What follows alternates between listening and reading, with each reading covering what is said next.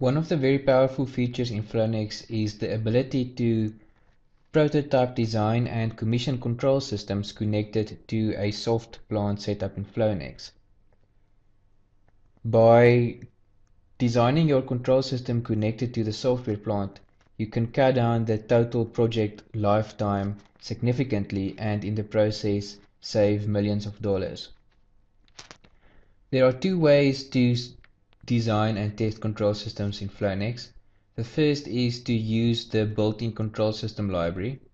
This is a very complete library with all the control system blocks that you would expect from a real-time control system. The second method to use Flownex in designing your control systems is to connect your Flownex model to your real-life control system that will be used in the plant, and this is done via OPC. In this demo, I will show you how to connect to a OPC server. To start off this demo, I've set up a very simple network, which is just a pressure drop through a pipe. On our upstream side, we've got some boundary conditions for pressure. Downstream side, we've got a mass source, so we've got a mass flow through the pipe causing a pressure drop.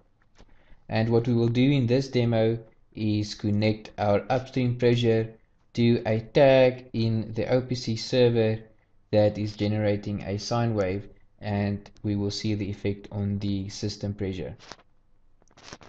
The OPC server that we are connecting to is the demo server that you can get from Softing.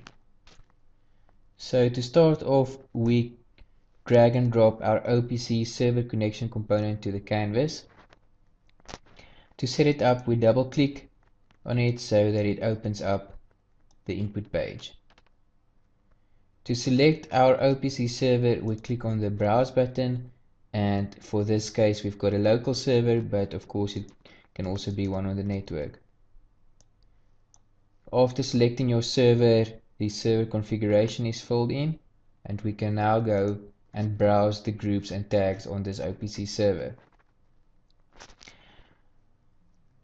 We want to connect the sine tag from the maths group in this OPC server to an input in Flownex. So we start off by creating our own group, and we drag and drop the sine tag into this group.